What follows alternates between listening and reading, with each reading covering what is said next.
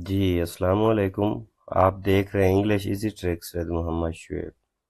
آج جو ہمارا ٹاپک ہے وہ ہے دا انسپائرنگ لائف آف حضرت محمد صلی اللہ علیہ وآلہ وسلم۔ یہ جو پنجاب کی نئی ٹیکسٹ بک آئی ہے فرسٹ ایئر کی، تو یہ اس کا پہلا چیپٹر ہے۔ میری کوشش ہوگی کہ میں چیزیں آپ کو آسان سے آسان کر کے دوں، لٹرل ٹرانسلیشن با محاورہ اردو ٹرانسلیشن، الفاظ کے معنی اور ان کے سینونیمز۔ تو شروع کرتے ہیں۔ دا انسپائرنگ لائف آف حضرت محمد صلی اللہ علیہ وآلہ وسلم۔ آپ صلی اللہ علیہ وسلم کے بارے میں قرآن کیا کہتا ہے؟ وَمَا أَرْسَلْنَاكَ إِلَّا رَحْمَةً لِّلْعَالَمِينَ، اور ہم نے بے شک آپ کو جہانوں کے لیے رحمت للعالمین بنا کے بھیجا ہے، دونوں جہانوں کے لیے، دنیا اور آخرت دونوں کے لیے۔ And we have not sent you Muhammad except as a mercy to the world's. ٹھیک ہے، آپ کو دنیاؤں کے لیے رحمت بنا کے بھیجا ہے۔ تو شروع کرتے ہیں۔ On a quiet weekend afternoon, Mr. Ahmed sat with his kids, niece and nephew in the living room. ایک خاموش ہفتے کی ایک خاموش ہفتے کے اختتام کی دوپہر مسٹر احمد اپنے بچوں، بھتیجی اور بھتیجے کے ساتھ بیٹھے ہوئے تھے۔ Mr. Ahmed is a history teacher and he has a good knowledge of history and Islamic studies. Mister Ahmed ایک تاریخ کے استاد ہیں اور انہیں تاریخ اور اسلامی تعلیمات کا اچھا علم ہے۔ The children are always curious to learn the historical and Islamic stories from Mr. Ahmed. اور بچے ہمیشہ مسٹر احمد سے تاریخی اور اسلامی کہانیاں سننے کے لیے متجسس رہتے ہیں۔ On that weekend, curious and eager to learn more, children gathered around him and they had been asking about the story. All right, Mr. Ahmed began with a smile. تو اس ہفتے کے اختتام سیکھنے کی خواہش میں بھرے ہوئے بچے اس کے گرد جمع ہو گئے اور کہانی کے بارے میں پوچھنے لگے۔ تو پھر اس نے بھی شروع کرتے ہوئے کہا، چلو ٹھیک ہے میں سناتا ہوں۔ Mister Ahmed began with a smile. Mister Ahmed نے ایک مسکراہٹ سے شروع کیا۔ Let me tell you a story that is much more than just history. میں آپ کو ایک ایسی کہانی سناتا ہوں جو صرف تاریخ نہیں بلکہ اس سے بڑھ کر ہے۔ It's about the life of the greatest example for all of us, حضرت محمد صلی اللہ علیہ وآلہ وسلم۔ اور یہ ہمارے لیے سب سے بڑی مثال حضرت محمد صلی اللہ علیہ وسلم کی زندگی کے بارے میں ہے۔ اس کے جو میننگ ہے میں نے لکھے ہوئے ہیں، کوائٹ خاموشی، سکوت، خاموشی، سائلنٹ، اسٹل، کام۔ یہ آپ دیکھ لیجئے گا، اگر یہ میں پڑھوں گا تو ویڈیو بہت زیادہ لمبی ہو جائے گی۔ The children settled down, their eyes bright with the interest. بچے بیٹھ گئے، ان کی آنکھیں دلچسپی سے چمک رہی تھیں۔ So Mr. Ahmed began to share the story of حضرت محمد صلی اللہ علیہ وآلہ وسلم۔ تو مسٹر احمد نے حضرت محمد صلی اللہ علیہ وسلم کی کہانی سنانا شروع کی۔ Imagine a world where people were lost in the greed, idol worship and injustice. تو کیا کہتے ہیں، ایسی تصور کریں کہ ایسی دنیا جہاں لوگ لالچ، بت پرستی اور نا انصافی میں کھوئے ہوئے تھے۔ That was the world in which حضرت محمد صلی اللہ علیہ وآلہ وسلم was born over 1400 years ago in the city of Makkah. یہ وہ دنیا تھی جس میں حضرت محمد صلی اللہ علیہ وآلہ وسلم 1400 سال پہلے شہر مکہ میں پیدا ہوئے۔ Today, his life stands as an example of how faith, courage and compassion can transform not only the individuals but the entire societies. آج ان کی زندگی اس بات کی مثال ہے کہ ایمان، ہمت اور ہمدردی نہ صرف افراد بلکہ پورے معاشروں کو کیسے تبدیل کر سکتی ہے۔ کیونکہ نبی پاک صلی اللہ علیہ وسلم کا کردار ایسا تھا کہ پورے معاشروں کو انہوں نے ہمیشہ کردار سے زیر کیا۔ حضرت محمد صلی اللہ علیہ وسلم was born into the noble Quraysh tribe in Makkah, a city that was bustling with traders and travelers. حضرت محمد صلی اللہ علیہ وسلم مکہ کے معزز قریش قبیلے میں پیدا ہوئے جو تاجروں اور مسافروں سے بھرا ہوا شہر تھا۔ However, تاہم even though his life was respected, his early life was filled with the hardship and loss. تاہم حالانکہ ان کا خاندان محترم تھا، ان کی ابتدائی زندگی مشکلات، نقصان سے بھری ہوئی تھی۔ His father, Hazrat Abdullah, passed away before Hazrat Muhammad صلی اللہ علیہ وسلم was even born. ان کے والد آپ صلی اللہ علیہ وسلم کی پیدائش سے پہلے ہی وفات پا گئے تھے. His mother, Hazrat Amna, raised him with great care, but when Muhammad صلی اللہ علیہ وسلم was just 6 years old, she too passed away. حضرت آمنہ، ان کی والدہ حضرت آمنہ نے انہیں بڑی محبت سے پالا، لیکن جب آپ صلی اللہ علیہ وسلم کی عمر صرف 6 سال کی تھی تو وہ بھی وفات پا گئی. حضرت محمد صلی اللہ علیہ وسلم was brought by his uncle حضرت ابو طالب. ٹھیک ہے، اس کے بعد ان کے چچا حضرت ابو طالب نے ان کی پرورش کی، ان کو سنبھالا. حضرت ابو طالب raised حضرت محمد صلی اللہ علیہ وسلم with the kindness and that treated him like his own son. تو اس کے بعد حضرت ابو طالب نے حضرت محمد صلی اللہ علیہ وسلم کو محبت سے پالا اور انہیں اپنے بیٹے کی طرح سمجھا.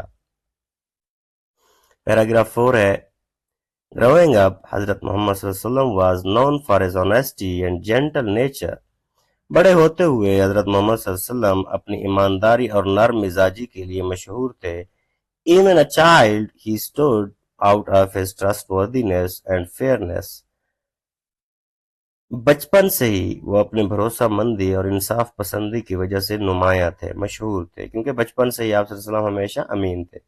The people of the Makkah respected him and called him Al-Amin. اور آپ صلی اللہ علیہ وسلم کی اتنا عزت اور کی جاتی تھی کہ ان کو مکہ کے لوگ کیا کہتے تھے؟ الامین کہتے تھے. مکہ کے لوگوں نے ان کا احترام کیا اور انہیں الامین کہا، جس کا مطلب ہے ایماندار. The trustworthy. As a young man, he worked as a shepherd, a job that taught him patience and responsibility. انہوں نے ایک چرواہے کے طور پر کام کیا جس نے انہیں صبر اور ذمہ داری سکھائی. Later, he became a merchant traveling with caravans to trade goods across the Arabia. اس کے بعد وہ ایک تاجر بن گئے جو عرب کے مختلف علاقوں میں سامان کی تجارت کے لیے قافلوں کے ساتھ سفر کرتے تھے. In all his dealings, he was known for his honesty and fairness, traits that made him beloved by everyone who knew him. اور اپنے تمام معاملات میں وہ اپنی ایمانداری اور انصاف پسندی کے لیے مشہور تھے، جو ان کی سب کے دلوں کو محبوب بناتی تھی جو انہیں جانتے تھے. آپ صلی اللہ علیہ وسلم ہمیشہ بچپن سے ہی ایسی شخصیت رکھتے تھے کہ لوگوں کے محبوب بن جاتے تھے. One of the most important relationship in حضرت محمد صلی اللہ علیہ وسلم life was his wife. حضرت محمد صلی اللہ علیہ وسلم کی زندگی میں ایک سب سے اہم رشتہ ان کی بیوی کا تھا. کون؟ حضرت خدیجہ رضی اللہ تعالیٰ عنہ. حضرت خدیجہ رضی اللہ عنہ. حضرت Khadija was a wealthy widow and successful businesswoman. حضرت خدیجہ ایک دولت مند بیوہ اور کامیاب کاروباری خاتون تھیں. She had heard of حضرت محمد صلی اللہ علیہ وسلم reputation as an honest and trustworthy merchant, so she hired him to manage her trade caravan. انہوں نے حضرت محمد صلی اللہ علیہ وسلم کی ایمانداری اور بھروسہ مندی کی شہرت سنی، اس لیے انہوں نے اپنے تجارتی قافلوں کا انتظام کرنے کے لیے ان کو ملازم رکھا. انہوں نے پھر آپ صلی اللہ علیہ وسلم کو بھی کیا کر لیا؟ ہائر کر لیا. انڈر حضرت محمد صلی اللہ علیہ وسلم کیئر ہر بزنس فلرشڈ. حضرت محمد صلی اللہ علیہ وسلم کی نگرانی میں ان کا کاروبار خوب پھلا پھولا. Impressed by honesty, kindness and humility, حضرت خدیجہ رضی اللہ تعالی عنہ sent a marriage proposal to Muhammad صلی اللہ علیہ وسلم even though she was 15 years older than him. حضرت خدیجہ رضی اللہ تعالی عنہ نے حضرت محمد صلی اللہ علیہ وسلم کی ایمانداری اور مہربانی اور عاجزی سے متاثر ہو کر ان سے شادی کی پیشکش کی، حالانکہ وہ ان سے 15 سال بڑی تھیں. حضرت محمد صلی اللہ علیہ وآلہ وسلم accepted her proposal and their marriage was filled with the love, respect and mutual support. حضرت محمد صلی اللہ علیہ وسلم نے ان کی پیشکش قبول کی اور ان کی شادی محبت، احترام اور باہمی حمایت سے بھرپور تھی. حضرت خدیجہ رضی اللہ تعالی عنہ was not only his wife but also his closest confidant and supporter, especially during the difficult early years of his نبوت. تو حضرت اور ان کی حضرت ختیجہ نہ صرف ان کی بیوی تھیں بلکہ ان کی قریبی رازدان اور حامی بھی تھیں، خاص طور پر نبوت کے ابتدائی مشکل سالوں میں، کیونکہ جب آپ نے نبوت شروع کی تھی تو وہ سارے مکہ کے لوگ آپ کے خلاف ہو گئے تھے۔ By the time Hazrat Muhammad sallallahu alaihi wasallam reached the age of 40, he began to feel a deep sense of unease about the world around him. جب حضرت محمد صلی اللہ علیہ وسلم کی عمر 40 سال تک پہنچی تو آپ کو اپنے ارد گرد کی دنیا کے بارے میں گہری بے چینی محسوس ہونے لگی۔ One night during the month of Ramadan, while meditating in the cave of Hira, حضرت محمد صلی اللہ علیہ وسلم was visited by the angel Jibrail، English میں اس کو گیبریل کہتے ہیں، who commanded him to read. Startled، حضرت محمد صلی اللہ علیہ وسلم responded۔ ٹھیک ہے، اس کے بعد کیا ہوا؟ ایک رات رمضان کے مہینے میں آپ جب غار ہرا میں مراقبہ کر رہے تھے، حضرت محمد صلی اللہ علیہ وسلم کے پاس ایک فرشتہ جبرائیل علیہ السلام آئے اور انہوں نے آپ صلی اللہ علیہ وسلم کو حکم دیا، پڑھو۔ حیران ہو کر آپ صلی اللہ علیہ وسلم نے کیسے پڑھا دیکھیے گا۔ I cannot read. The angel repeated the command 2 more times and then revealed the first word of the word what would become the Quran۔ ٹھیک ہے، حضرت محمد صلی اللہ علیہ وسلم نے جواب دیا، میں پڑھ نہیں سکتا۔ فرشتے نے یہ حکم 2 بار دہرایا اور پھر وہ کلمات نازل کیے جو قرآن کی پہلی آیت بنے۔ کیا تھا؟ Read, O رسول اللہ صلی اللہ علیہ وسلم, in the name of your Lord who created humans from the clinging clod. Read, and your Lord is the most generous, who taught by the pen taught humanity what they knew not۔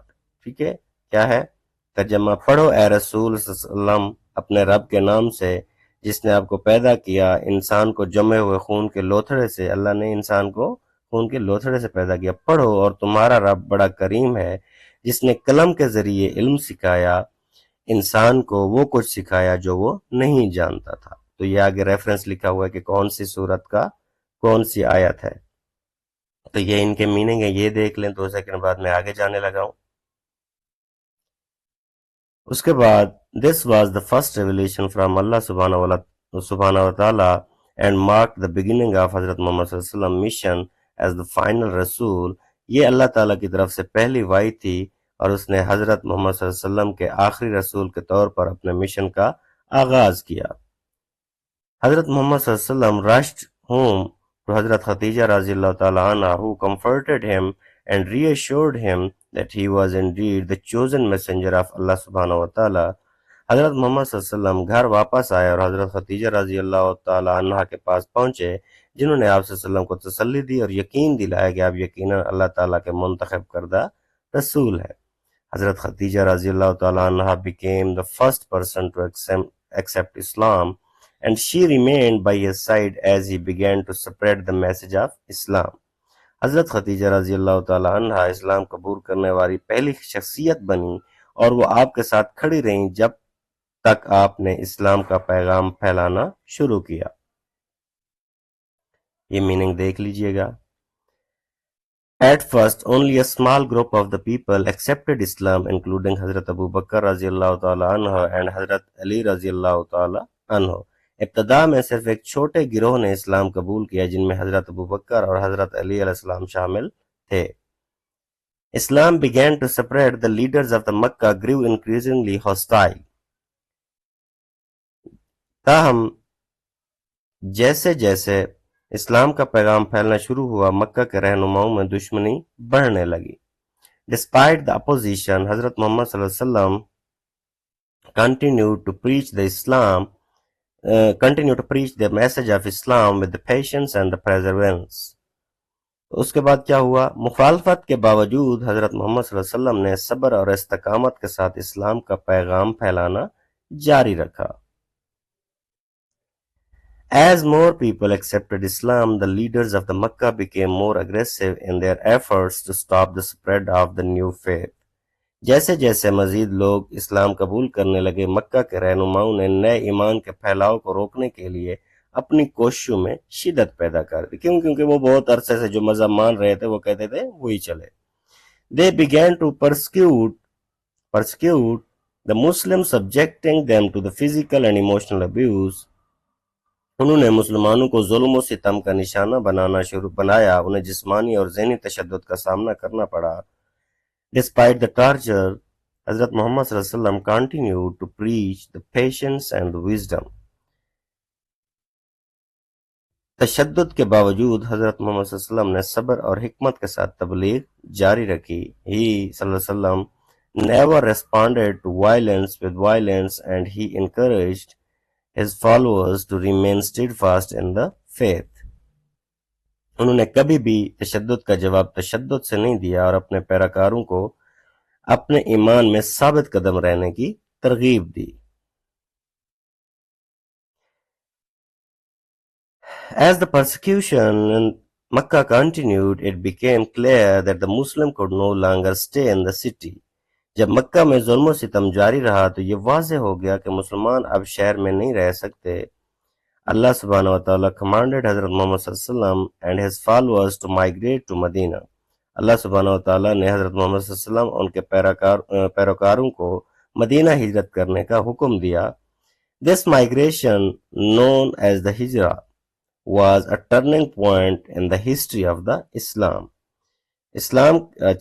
تو یہ جو تاریخ تھی اور ان کے پیروکاروں کو مدینہ ہجرت کرنے کا حکم دیا جسے ہجرہ کہا جاتا ہے، اسلام کی تاریخ میں یہ ایک اہم موڑ تھی۔ یہ جو ہجرت تھی یہ ایک اہم موڑ تھی۔ The people of Medina welcomed حضرت محمد صلی اللہ علیہ وسلم and his followers with the open arms. مدینہ کے لوگوں نے حضرت محمد صلی اللہ علیہ وسلم اور ان کے پیروکاروں کا دل سے استقبال کیا۔ ان مدینہ میں رسول اللہ صلی اللہ علیہ وسلم established the first Muslim community based on the principle of the justice, equality and the brotherhood. ٹھیک ہے، مدینہ میں رسول اللہ صلی اللہ علیہ وسلم نے انصاف، برابری، مساوات اور بھائی چارے کے اصولوں پر مبنی پہلی مسلم کمیونٹی قائم کی۔ آپ صلی اللہ علیہ وسلم نے He created the Constitution of Medina which outlined the rights and the responsibilities of all citizens regardless of their religion. ٹھیک ہے، اور انہوں نے مدینہ کا آئین بنایا جس میں تمام شہریوں کے حقوق اور ذمہ داریوں کا ذکر تھا، چاہے ان کا مذہب کچھ بھی ہو۔ مدینہ کا آئین تحریری تھا۔ یہ آگے دیکھیں ذرا۔ The Constitution of the Medina was one of the earliest example of a written constitution. ٹھیک ہے، تو مدینہ کا جو آئین تھا، مدینہ کا آئین تحریری آئین کی ابتدائی مثالوں میں سے ایک تھا۔ His wisdom and fairness earned him respect of both Muslims and non-Muslim alike. ان کی حکمت اور انصاف نے انہیں مسلمانوں اور غیر مسلموں دونوں کی جانب سے احترام دلایا، کیونکہ آپ صلی اللہ علیہ وسلم کا کردار اتنا اعلیٰ تھا کہ دنیا کے ہر شخص نے ان کی قدر کی۔ After the Muslims established themselves in the Medina, the Quraysh of Makkah continued to plot against them. جب مسلمانوں نے مدینہ میں اپنے آپ کو مستحکم کر لیا تو مکہ کے قریش ان کے خلاف سازشیں کرتے رہے۔ They saw the growing influence of Islam as a threat to their powers and wealth. انہوں نے اسلام کے بڑھتے ہوئے اثر و رسوخ کو اپنی طاقت اور دولت کے لیے خطرہ سمجھا۔ This led to a series of battles between the Muslims and Quraysh, the first of which was the Battle of Badr. اس کے نتیجے میں مسلمانوں اور قریش کے درمیان ایک سلسلے کی جنگیں شروع ہوئیں جن میں پہلی جنگ بدر تھی۔ The Battle of the Badr was significant victory for the Muslims despite their smaller numbers. غزوہ بدر مسلمانوں کے لیے ایک اہم فتح تھی باوجود اس کے کہ ان کی تعداد کم تھی۔ The victory at the Badr boosted the morale of the Muslims and showed them that Allah was with them in their struggle. بدر کی فتح نے مسلمانوں کے حوصلے کو بڑھایا اور انہیں یہ دکھایا کہ اللہ ان کی جد و جہد میں ان کے ساتھ ہے۔ One of the most remarkable qualities of حضرت محمد صلی اللہ علیہ وسلم was his commitment to justice and forgiveness. حضرت محمد صلی اللہ علیہ وسلم کی ایک شاندار خصوصیت انصاف اور معافی کے لیے ان کا عزم تھا۔ Even when he had the power to seek revenge, he chose to path of mercy. حتیٰ کہ جب ان کے پاس انتقام لینے کی طاقت تھی تو انہوں نے رحم کا اس راستہ اختیار کیا۔ ٹھیک ہے، چاہے انتقام لے بھی سکتے تھے پھر بھی معاف کیا۔ This was most clearly demonstrated when the Muslim finally returned to Mecca after the years of exile and conflict. یہ سب سے زیادہ واضح طور پر اس وقت ظاہر ہوا جب مسلمان آخرکار مکہ واپس آئے سالوں کی جلا وطنی اور تنازع کے بعد. کیا بات کہ ان کے لیے کتنا، حتیٰ کہ ان کے پاس انتقام لینے کی، جب غزوہ بدر کے موقع پر کفار سامنے تھے تو انہوں نے کہا ہم تو کہہ دیے آپ جو کرنا چاہیں کر سکتے ہیں، لیکن وہاں پہ بھی آپ صلی اللہ علیہ وسلم نے کیا کیا، معاف کر دیا تھا. When the Muslims entered Mecca, they were in a position of power. جب مسلمان مکہ میں داخل ہوئے تو وہ ایک طاقت کی ایک حیثیت میں تھے. The Quraysh, who had once mistreated them, were now at their mercy. قریش جنہوں نے کبھی ان کے ساتھ بدسلوکی کی تھی اب ان کے رحم و کرم پر تھے. However, instead of seeking revenge, حضرت محمد صلی اللہ علیہ وسلم declared a general forgiveness, forgiving his former enemies and allowing peace to prevail. تاہم انتقام لینے کی بجائے حضرت محمد صلی اللہ علیہ وسلم نے عام معافی کا اعلان کیا، اپنے سابقہ دشمنوں کو معاف کیا اور امن کو قائم ہونے دیا. ٹھیک ہے، سارا کچھ معاف کر کے ساری چیزیں بھلوا دی. Before the death, حضرت محمد صلی اللہ علیہ وسلم delivered his last sermon during the Hajj pilgrimage. اپنی وفات سے پہلے حضرت محمد صلی اللہ علیہ وسلم نے حج کے دوران اپنا آخری خطبہ دیا. In his last sermon, the Rasulullah صلی اللہ علیہ وسلم was addressed almost every aspect of life. انہوں نے اپنے آخری خطبے میں رسول صلی اللہ علیہ وسلم نے زندگی کی تقریباً ہر پہلو کا ذکر کیا. انہوں نے he emphasized the core principles of Islam. انہوں نے اسلام کے بنیادی اصولوں پر زور دیا. Justice, equality and the importance of treating with the kindness and respect. اور اس میں کیا کیا تھا جو اصول تھے؟ انصاف، مساوات یا برابری اور مہربانی اور احترام کے ساتھ پیش آنے کی اہمیت تھی. All mankind is from Adam and Eve. سب تمام تر انسان ہیں جو آدم اور حوا سے ہیں. An Arab has no superiority over non-Arab and non-Arab has دوبارہ پڑھتا ہوں میں. An Arab has no superiority over a non-Arab, nor a non-Arab has any superiority over an Arab. Also, a white has no superiority over a black, nor a black has any superiority over a white except by piety and good action. ٹھیک ہے کہ کسی یہ نبی پاک کی حدیث ہے، نہ کسی گورے کو کالے پہ فوقیت حاصل ہے اور نہ ہی کسی کالے کو گورے پہ، نہ وائٹ کو کالے پہ. ٹھیک ہے، تو کسی کو اگر ہے تو کس چیز پہ ہے؟ تقوی کی بنیاد پر، سوائے تقوی اور نیک عمل کے. کوئی کتنا عظیم ہے یہ اس کے عمل بتائیں گے. میننگ دیکھ لیجئے گا. تو 17 پیراگراف ہے. رسول اللہ صلی اللہ علیہ وسلم also spoke about the rights of the women and need for a man to treat them with respect and kindness. رسول اللہ صلی اللہ علیہ وسلم نے خواتین کے حقوق اور مردوں کو ان کے ساتھ احترام اور مہربانی سے پیش آنے کی ضرورت کے بارے میں بھی بات کی. The last sermon serves as the timeless reminder of the values that Islam upholds and continues to guide the Muslims in their everyday lives. آخری خطبہ اسلام کی ان اقدار کی ایک لازوال یاد دہانی ہے جن کی پاسداری کی جاتی ہے اور جو مسلمانوں کی روزمرہ زندگی میں رہنمائی کرتی ہے. تو 18 پیراگراف ہے. حضرت محمد صلی اللہ علیہ وسلم passed away a few months after delivering his last sermon, but his legacy continues to inspire and guide the billions of the Muslims around the world. حضرت محمد صلی اللہ علیہ وسلم نے اپنے آخری خطبے کے چند ماہ بعد وفات پائی، لیکن ان کی وراثت دنیا بھر کے اربوں مسلمانوں کو متاثر اور رہنمائی کرتی رہتی ہے. His life was a shining example how to live with the integrity, kindness and complete trust in the Allah. ان کی زندگی ایک شاندار مثال تھی کہ کس طرح دیانتداری، مہربانی اور اللہ پر مکمل اعتماد کے ساتھ زندگی گزارنی چاہیے. The story of the حضرت محمد صلی اللہ علیہ وسلم is more than just a historical account. حضرت محمد صلی اللہ علیہ وسلم کی کہانی صرف ایک تاریخی واقعہ نہیں ہے. It is a guide for how we should live in our lives as Muslims. یہ اس بات کی رہنمائی کرتی ہے کہ ہمیں بطور مسلمان اپنی زندگی کیسے گزارنی چاہیے. Whether we are facing challenges, seeking to be kind to others, or striving to stay true to our faith, we can always look to the example of the Rasulullah sallallahu alaihi wasallam for the inspiration. ہم بطور مسلمان اپنی زندگی کیسے گزارنی چاہیے، چاہے ہم چیلنجز کا سامنا کر رہے ہوں، دوسروں کے ساتھ مہربان ہونے کی کوشش کر رہے ہوں، یا اپنے ایمان کے ساتھ سچے رہنے کی کوشش کر رہے ہوں، ہم ہمیشہ رسول صلی اللہ علیہ وسلم کی مثال سے تحریک حاصل کر سکتے ہیں۔ یہ میرے خیال میں لاسٹ پیراگراف ہے۔ In the cozy living room, as Mr. Ahmad wrapped up his discussion, the story of Hazrat Muhammad sallallahu alaihi wasallam and had truly resonated with the children.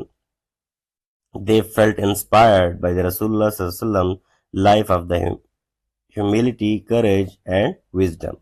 Mister Ahmed کے آرام دہ بیٹھک کے کمرے میں جب انہوں نے اپنی گفتگو ختم کی تو حضرت محمد صلی اللہ علیہ وسلم کی کہانی واقعی بچوں کے دلوں میں گونج اٹھی تھی۔